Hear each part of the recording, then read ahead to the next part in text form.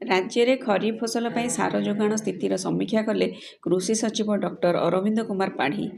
पर्याप्त परिमाणर सार आगुआ मौजूद रखा समस्त सार कंपानी को निर्देश।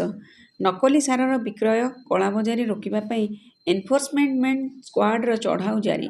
भुवनेश्वर 21/7/2025। खरीफ ऋतु आरंभ हो सारी। ଏହି କ୍ରମରେ ରାଜ୍ୟରେ ପ୍ରାୟ 58.50 ଲକ୍ଷ ହେକ୍ଟର ଜମିରେ ଖରିଫ ଫସଲ ଯୋଜନା ରହିଛି।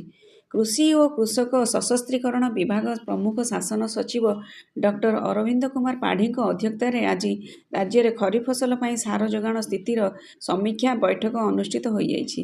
କୃଷି ଭବନ ସମ୍ମିଳନୀ କକ୍ଷରେ ଅନୁଷ୍ଠିତ ଏହି ବୈଠକରେ ସମବାୟ ବିଭାଗ, ମାର୍କଫେଡ୍, ଓଡ଼ିଶା କୃଷି ଶିଳ୍ପ ନିଗମ ଲିମିଟେଡ୍ ଇତ୍ୟାଦି ସଂସ୍ଥା ତଥା ଇଫ୍କୋ ଭଳି ପ୍ରମୁଖ ସାର ଉତ୍ପାଦନକାରୀ ସଂସ୍ଥା ଇତ୍ୟାଦିରୁ ବହୁ ବରିଷ୍ଠ ଅଧିକାରୀମାନେ ଯୋଗ ଦେଇଥିଲେ।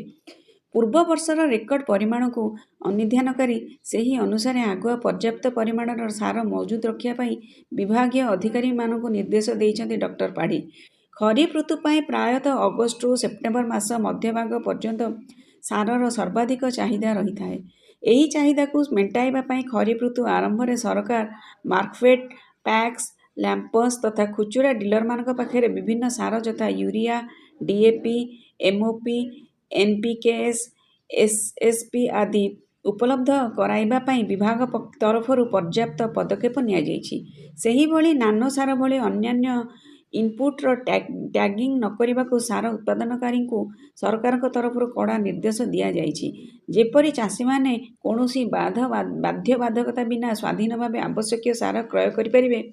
ନକଲି ସାରର ବିକ୍ରୟ, କଳାବଜାରୀ, ଗଚ୍ଛିତ ରଖିବା ଆଦି ବେଆଇନ କାର୍ଯ୍ୟକୁ ରୋକିବା ପାଇଁ ସାର ଯୋଗାଣକାରୀ ସଂସ୍ଥା ଓ ସାର ବିକ୍ରେତାମାନଙ୍କୁ କୃଷି ସଚିବ ଡକ୍ଟର ପାଢ଼ୀ ତାଗିଦ କରିଛନ୍ତି।